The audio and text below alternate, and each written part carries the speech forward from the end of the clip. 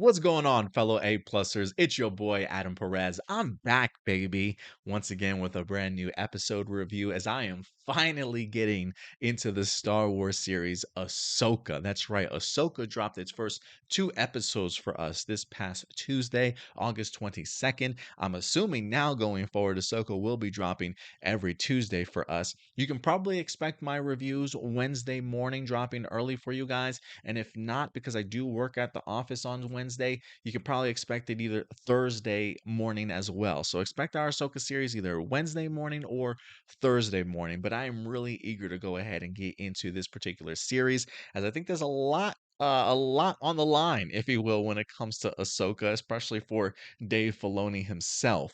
So just so you guys know, when it comes to my reviews, we like to do long form reviews here at A Plus Hero Report. If anything, we'll probably start off this with pros and cons, and then I'll get into some of the individual characters and their arcs as well. And then look, usually the first episode and the finale are usually my longest episode reviews, just because I like to kind of establish where we at and where we're ending for a lot of these particular characters. So if anything, I will add timestamps so you can navigate easily throughout this particular video if you would like. But a lot riding on this particular series for Ahsoka, especially because for me as a fan and for those of us have grown up with Star Wars, we know that Dave Filoni is George Lucas's protege. So I think a lot of us certainly expect big things from him, especially after his time in Clone Wars and Rebels. Both of those animated series are beloved by millions of Star Wars fans. And so the fact that Dave Filoni is now getting his opportunity to transition over into live action is something that we have been asking for such a long time, to where hopefully Dave Filoni can just helm all of Lucasfilm by himself if he eventually gets to that point. So I have been really fascinated to see his journey into live action.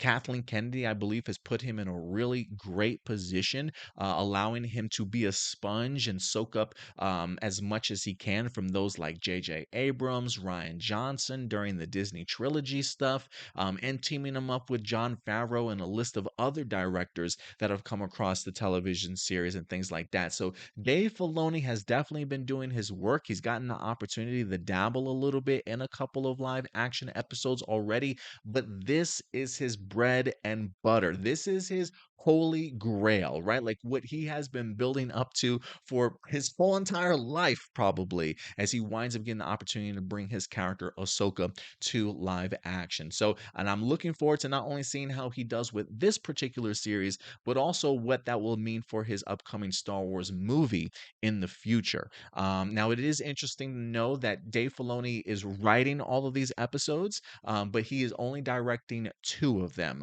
episodes one and I believe episodes five. And to be honest with you, when it comes to episode one, I can definitely tell it's a Dave Filoni directed episode for good reasons and for bad reasons as well. But he can definitely feel the love that he has, and his George Lucas isms, if you will, in his very first episode, which I'm not complaining about, because there definitely feels like a George Lucas presence in this. I don't know if he purposefully meant to do that or he just finds himself doing that because he's worked under George Lucas for such a long time. But the opening sequence that we get of this New Republic prisoner transport being boarded by these mercenary Jedi slash Sith, whatever you want to call them, definitely just brought me back to a little classic A New Hope vibes, just because of the, Baylon in here cutting down the New Republic officers on board the ship, or maybe even a little prequel vibes from George Lucas as well. But George Lucas's presence was definitely felt in here, and as a Star Wars fan, I'm honestly always happy to see that. So some other pros about this episode that I was a really big fan of. Look, this the opening for this particular show really just got me on board. I think they set the tone extremely well immediately.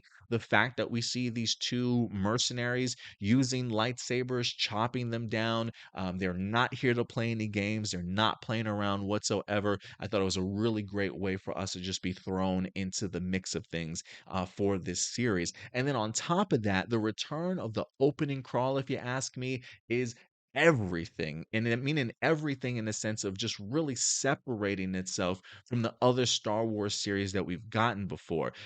Disney Plus, or just Disney and Lucasfilm in general, have been really weird about how they want to use the opening crawl. I think we've only seen that when it comes to some of their movies, but we have not had the opportunity to see it in series mode. So the fact that Dave Filoni takes it upon himself to now introduce the opening crawl to this series not only separates it from everybody else, but it just gives it a level of gravitas, like a level of importance, that this series now feels like more of an event series, if anything else, like a very important piece of the timeline when it comes to Star Wars in general. And so I think it immediately establishes that here for the Star Wars lore, and I'm here for it, guys. So I thought we had a great opening crawl to establish how we got here, where our characters are currently at, and and their motivations behind their particular missions here in the first couple of episodes. So really great opening crawl, and on top of that, attached with a great musical score and composition. I mean, I don't know who the musical composer is for this series, but they did amazing work throughout the entirety of this series, or this particular episodes, as well as just the opening theme song, also, especially with the intro video that we wind up getting attached to it. I mean, I think it's pure perfection to me. It definitely has those Game of Thrones vibes, but just in a Star Wars world. Like instead of seeing a Westeros map, we got ourselves a map of the Star Wars galaxy, other galaxies as well, accompanied with great music. Definitely gave me some incredible vibes, and really put me in the mood for more Star Wars Ahsoka. So I thought this series, the beginning of this series, really had a lot going for it. An enjoyable and really good start for the series, that had a lot of pros, and some cons. I don't think that this series is completely clean. I definitely had my issues with it, but I certainly enjoyed more than not when it comes to this series so far. If there is anything else that I really enjoyed about this series, I'm a big fan of the Ahsoka and Sabine relationship that they've established with one another. The concept and the aspect of like a master and her apprentice kind of squabbling and at odds end with each other, separated, to making these situations feel a little bit uncomfortable and awkward for these characters. Like I love the fact that Ahsoka's like, you really don't make any of this easy for me, do you? And so for me, it's really cool to kind of see just the perspective of both characters, how some of them, each of them probably think they're right, and how the other's wrong. But I think also at times certainly taking the blame, even though that is sort of a little bit of a hard pill for them to certainly swallow, kind of questioning some of the decisions that they certainly made. But by the end of the second episode, we do see them, master and apprentice, coming back together again, and finally embarking.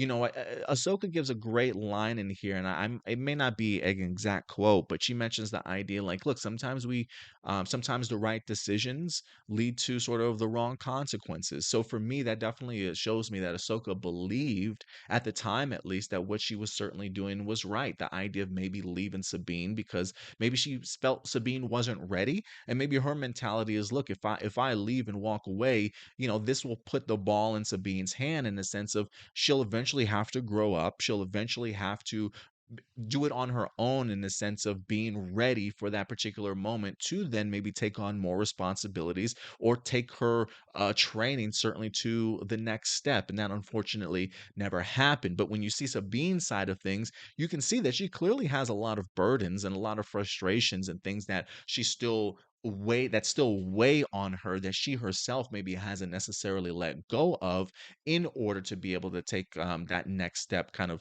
going forward. So it's just a really interesting dynamic to see both of these characters' perspectives, and trying to navigate what the relationship is now going to be. And it should make for a really compelling storytelling, because if anything, I do think that the story, Dave Filoni's story, is definitely there. The big question will be, how is the execution certainly going to happen? And that will probably bring me to my very first con of this particular two episodes. And I think a lot of my cons, honestly, really just fall into the aspect of episode one, really. And I think it comes down to the feat of Dave Filoni in the sense of his directorial work, and maybe whoever else is in sort of the editing bay as well. Like the fact that this episode was like what 50 plus minutes. One, I don't think it needed to be that long. I do think that a lot probably could have been edited or cut down in here to bring it into like the 40s at least. Some things it's cool if you kind of keep in, or if you are going to have a 50 plus episode, make all of that count and make all of those particular scenes count. But yet in here, I do think that some of these scenes are maybe dragged on way too long. Sometimes it feels like the pacing is incredibly slow, which is interesting because there are times when I didn't necessarily feel like that was the case for the Andor series, right? I thought Andor was kind of a slow burn, but I think what also pushed Andor over the top were the incredible performances and the incredible dialogue, right? Like they really dug down deep to get some of these emotions out and things like that. But yet when I watch Ahsoka, while again the story is there are aspects to the dialogue I would like to see improved or maybe a little bit more in depth with the dialogue, because it does feel like at times Dave Filoni is writing for animation. And I think sometimes the actors are then acting in the sense of animation, right? Like the job of a director is also to be able to get sort of the best performances out of your characters and out of your actors. And so there are times when I feel like maybe the performances came across maybe a little too flat, maybe a little bit one note. I mean, don't get me wrong, right? Like there are emotional different beats in here, right? Like people smile, people have some serious things to say, but a lot of times if the emotions sometimes come across a little bit one note. And I do wonder if that's a sense of Dave Filoni not getting the most out of his actors, not really sure how to direct them as actors. Sometimes the dialogue did feel a little bit too simple for me, and I really wanted to see somebody like Rosario and Sabine, what is her name? Natalie Bordizzo, I believe her name is. If I'm butchering it, I do apologize. And again, not to say that they don't give good performances, because I really loved what they did, especially when it comes to episode two. But there are just times in episode one where it just feels a little bit flat for me. Sometimes the scenes go on for a little bit too long, like the a great intro to Sabine with the rock music and seeing just how much of a rebel she is, leaving her own ceremony and like on her speed bike and things like that. Like, but then you get to the scene where, the X-wing or the pilot has landed in front of the road, and you're literally taking up like 2 minutes, it feels like, of Sabine pedal to the floor, just riding down this highway, waiting to get to the waiting to get to the spaceship. And it's like, is she gonna stop? Is she gonna stop? She's not stopping. She's not stopping. Oh my god, she's crazy. Is she really gonna do this? Oh my goodness, she's almost here. Why is she not stopping? Like, bro, you literally could have cut like 10 to 30 seconds out of that scene, it feels like, and still get your same exact point across. Same thing with Sabine trying to unlock the map. There are like four or five shots of just going back to the map, back to Sabine's face, back to the map, back to Sabine's face, back to the map, back to Sabine's face, and then she figures it out, and I'm just like, "You don't need all of that to get across the same emphasis that you would have if you just edited it a little bit better." So, there are times when it feels like there are awkward moments of silence, not enough emotion given, sometimes a little bit flat, and then you add the flatness with the length of the scene, and sometimes it can come across just a little bit slow at times. So again, and I do think that comes down to not only editing, but that also comes down to, I think, directorial work. And how you have sort of your story beats and things like that. And again, when it comes to the dialogue, I don't mind the dialogue, but I do think it could be a little bit more oomph there. So it still feels like Dave Filoni is very much in his animator bag. I think he's great at like visually what he wants to see. It's kind of the same comparison that I've given him to was it Travis Knight who did the Bumblebee movie, right? He did a lot of animation, clay animation. They have a great view of what they want to see, great storyboarding, probably helped the cinematographer out in regards to capturing those incredible incredible images, right? And those incredible scenes. But there's definitely much more to that. And so I definitely would like to see Dave Filoni get more out of his actors from time to time. Because I do think other performances in episode two really went a long way for characters like Ahsoka and Sabine as well. And not to say that they were terrible the entire first episode. I'm just saying there are definitely scenes in here that I definitely felt like could have certainly used a little bit more work. So that's probably most of my cons. And honestly, if I could give one more con out there, as big of a fan as I am of Hera Syndulla, as big of a fan as I am of Mary Elizabeth Winstead, there are just moments in here I just don't necessarily know if she would have been my first choice, right? I know there are going to be some haters and naysayers out there that are like, "Oh, she only got this job because she's married to Ewan McGregor and he literally just came back for Obi-Wan Kenobi. So maybe they shoehorned her in here as Hera, was wanting to give her an opportunity." Look, I think Mary Elizabeth Winstead is more than talented to land any role that she certainly is cast for. So I definitely don't want to push doubt on that or give her an excuse that somebody gave her this particular job. But I'm gonna be honest, her as Hera is not my first choice. I think she does a really great job of showcasing the general aspect of her, right? The general aspect of Hera. And there are definitely times when Hera plays sort of that grandmother or that motherly role between Ahsoka and Sabine, right? That neutral person that they can both come to and squabble about and complain about the other person to, and she really be sort of the voice of reason and calm down, children, calm down, like let's all get along and kind of push each other towards them sort of making up. So she definitely has the personality traits of Hera for sure. But performance wise and acting wise, I just don't know if again she would have necessarily been my first choice. Outside of that, though, I really didn't have any other complaints. I thought they did a really good job with these characters. Getting the opportunity to see Morgan Elsbeth along with the introduction to Baylon, as well as his apprentice in Shin. Riveting stuff.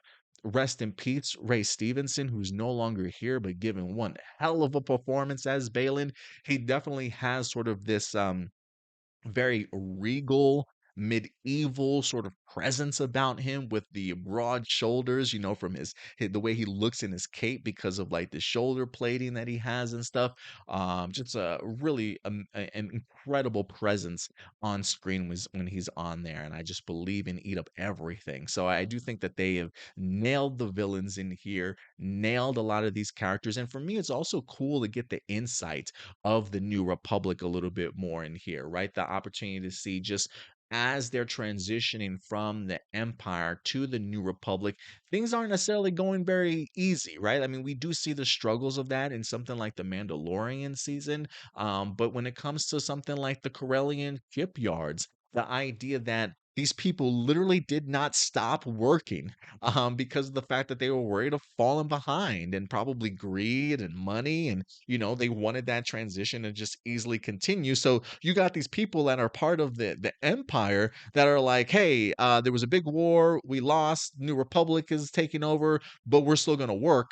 If you're just going to let these people continue to work, yeah, they're clearly going to have the mindset of the empire still and want to push back against any new changes that the New Republic winds up introducing them to. So there's corruption and evil still very much lurking in the New Republic Party, maybe because of the fact that they didn't want to take the time to vet some of these people. And again, it's the idea of capitalism at its finest, wanting the machine to continue to run smoothly, despite the fact that your workers are clearly belligerent and don't necessarily believe in your same beliefs. And so I thought that was really eye opening to kind of see like how much Morgan Elsbeth was really able to get away very much under the noses of the New Republic. Clearly, nobody really checks up on how much this progress or this transition has truly gone. So you can see the idea of not only this what the struggle is for the New Republic, but maybe not necessarily putting their best foot forward when it comes to this transition and why evil still certainly lurks amongst them. And when you add on to that the idea that you've now got this rumor of a returning Grand Admiral Thrawn and Morgan Elsbeth trying to do her best to bring him back, you can definitely feel something is certainly brewing in here. So, a really good start. Again, I thought it was a good start, not without its hiccups for sure. And I do think the criticisms for episode one and Dave Filoni's work is valid. But I think you can still enjoy an episode and have hopes for it, despite having criticisms against it. So I am looking forward to seeing how the rest of this particular series goes.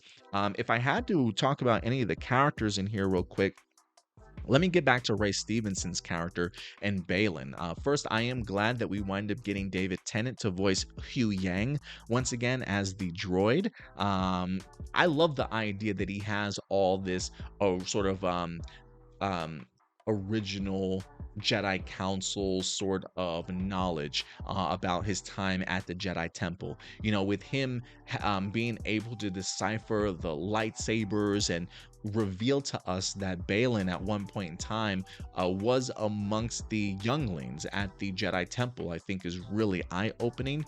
Get an opportunity to see that, yeah, he originally did train as a Jedi and eventually lost his path over the years, clearly escaping the purge of Order 66 during the beginning of the Clone Wars, and really allowing himself to stay undetected, clearly going very much the wrong path, and eventually finding himself a little bit of an apprentice and very much sort of like a hand for hire at this point in time, as he is very much a mercenary now working with Morgan. But I thought it was really eye-opening too to kind of see what his origins certainly used to be. And I am kind of curious also. I really want Hugh Yang to stick around a little bit longer. I hope he survives this Ahsoka series, because I think his knowledge alone that he has sort of the past Jedi, I think really could go a long way for this series and any maybe other potential future series that we wind up getting also. I found the introduction to the path of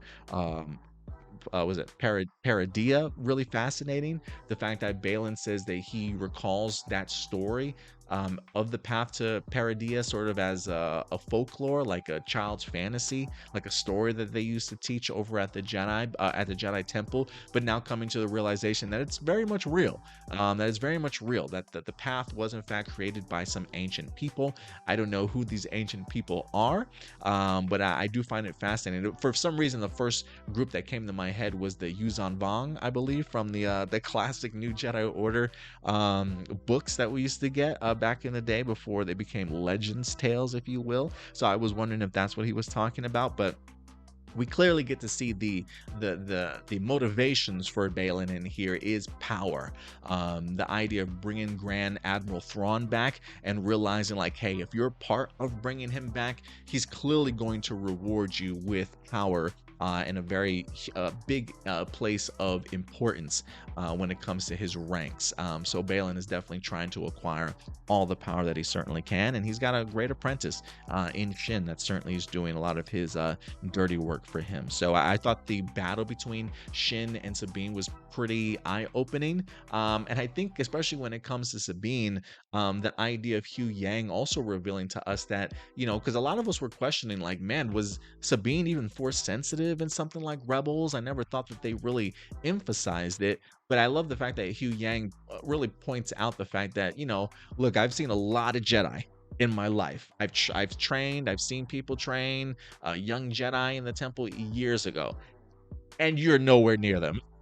So he really talks about this, really pointing out the idea that like your connection to the Force is pretty minimal, but she clearly has one. At least I personally think so. I think some of the visions or some of the nightmares that she has is very much part of her Force-like visions.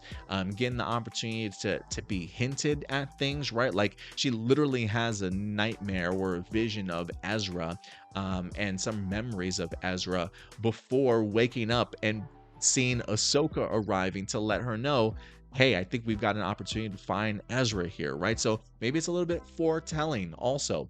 And I think also too, the fact that you see Ahsoka in here when Sabine is in the hospital, she can clearly hear um, what's going on in Sabine's mind and the potential struggle, and maybe even what Sabine has been seeing in her mind a little bit. So I think she's even kind of picking up on it as well. But to be able to see Sabine pick up a lightsaber, first off, I love green lightsabers. I have a green lightsaber myself. I'm a sucker for green lightsabers. I go back to Attack of the Clones, the battle on Geonosis, the Colosseum battle where Anakin's rocking the green lightsaber. I was a huge fan of it, honestly. So I'm a big supporter of green lightsaber holders here.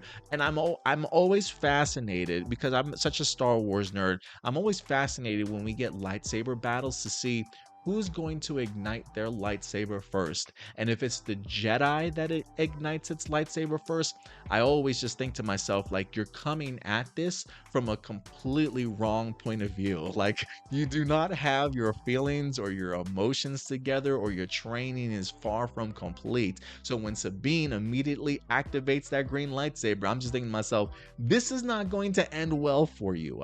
Because look, I've never been one to certainly believe that a Jedi should draw its lightsaber first, because I just don't believe in the fact of a Jedi using it as a form of attack, only as defense. So ignite it when you're provoked. Outside of that, if you're not planning on using it, don't activate it. You know what I'm saying? And so I thought that was actually pretty telling too, in regards to where Sabine's training was. And I actually kind of enjoyed the fight between those two, in a sense of a really incomplete training and amateur still when it comes to lightsaber battles, but clearly able to hold her own enough with Shin. You know, I don't know if Shin was just playing around with her at first, or if it was actually an even battle, as Shin is an apprentice too, but she definitely feels a little bit more cleaner in her training and much more far along, sort of thing. So I was surprised that Sabine wind up getting impaled, but again, it drives me crazy that I feel like I have no justice for fucking Qui-Gon. Pardon my language, but like, Qui-Gon deserves justice. If he can look, I've seen two other people so far be impaled in the stomach with a lightsaber. Reva from Obi-Wan Kenobi, she still managed to survive, go to an entire new planet, and still try and kill somebody. And now I'm seeing Sabine also make it out of alive here, with being impaled from a lightsaber. And poor Qui-Gon is lying on fucking Naboo, not even bleeding out, but being held by his apprentice, and nobody can do anything about it. Like, what is happening? Like, you guys don't have first aid or a medical kit back in the Phantom Menace times to be able to help bring this guy back to life or heal him before he properly dies, sort of thing. So it boggles my mind that Qui-Gon Jinn can't survive a lightsaber stabbing, yet Reva and Sabine certainly do. So I'm a little bit over it. It's really starting to make the lightsaber feel not as deadly as it certainly used to be, because I was very much under the impression you get stabbed with a lightsaber, it's over for you. But clearly some people can survive these things. So a little bit bummed about that, but I really enjoyed the battle sequence that we wind up getting. And I think the actress that plays her is incredible. The introduction to Sabine in here I thought was great. The rock music, it gives me like that Chris Pine as Captain Kirk from the Star Trek reboot movie kind of vibes that we get in, just not Beastie Boys, what is it, Intergalactic or something like that? I can't remember what song it was, but I definitely got that type of vibes. But I think performance-wise, I think she's incredible, and I cannot wait to see what her journey is going to be like, especially now that she's back with her master. As far as Ahsoka goes, you know, first off, I love the idea for Ahsoka here and seeing what her relationship is like with the New Republic. We always see Ahsoka kind of come and go on her missions and stuff, but don't really see like the bigger scope of it. So the fact that they still refer to her as Fulcrum, I thought was really insightful in here. And to see that she kind of comes and goes, takes new missions and stuff, clearly has had a connection and a connection with Hera over the years, as she clearly gets missions from her also. So I'm sure that they have definitely talked a ton over these years and just continuing to get closer with one another. But I really do like seeing her connection here with the New Republic and how she really helps them out. And if anything, I am fascinated to see like the mindset of Sabine, not Sabine, of Ahsoka as to why she left Sabine sort of in the first place, right? Like, she mentions in here, she's like, I left Sabine very much like I left my master. And, Anakin never got the opportunity to finish my training. And there's a part of me that wonders if that haunts her to this day, that she left her master when she did. And I only ask that because, if you didn't get a full proper training as a Jedi, how do you know how to fully train and complete a Jedi's training? And I think the fact that she leaves early, I don't know if that's a case of like, I don't know what I'm doing, so I'm going to depart, or if she's really taking a page out of her own book of the sense like, look, I walked away from Anakin and I turned out just fine. I found my own path, but maybe not the realization that just because that path worked for you, that maybe that path is going to work for Sabine, because while you walked away from Anakin and did your own thing, you didn't have your master walk away from you, right? Like, you chose to leave and do your training on your own. Sabine probably felt very much like you kind of abandoned her a little bit. And maybe because you left and you found the right way, maybe you thought, if I leave, maybe Sabine would find her way. But it's not Sabine leaving to find her way. She probably very much wanted Ahsoka to certainly stick around. It is one of those things, like, I kind of connected a little bit, and this might maybe not even be a fair comparison, but like for myself, my dad passed away when I was young, when I was like 6 years old. And so like there are elements to, now that I'm a father, that when I found out my girlfriend was pregnant, that I was very fearful of, in a sense of like, I never got that full feeling of what a dad is supposed to do. So I myself always worried about having a kid, because it's like, will I know how to be a father, if that makes sense, right? And not necessarily wanting to repeat some of the same mistakes that my father had with me, or whatever the case may be. And I kind of view that with Ahsoka a little bit, that inability, because you walked away too early and your master wasn't there to teach you how to properly train somebody else, or what a full training from a Jedi is like. Maybe there were some fears for Ahsoka in that sense too, of not knowing how to personally finish off her training, and thinking maybe the only path forward is to walk away because it worked for me. So maybe it might work for Sabine, and that unfortunately was not the case. But that's just my mindset, at least in regards to where maybe Ahsoka might be. And she's much further along in her life now, right? Like, she's like in her late 40s, mid to late 40s right now, in this particular series. So a lot of time to consider your life, consider where you're going, what you've done before. And so I love just the emotional weight that not only Ahsoka but Sabine certainly have in this series for both of them, that I hope that they're both able to work their way through together, especially now that they're back as Master and Apprentice. But yeah, man, overall, really enjoyed the stuff, really enjoyed the lore they built. I thought the story was strong from Dave.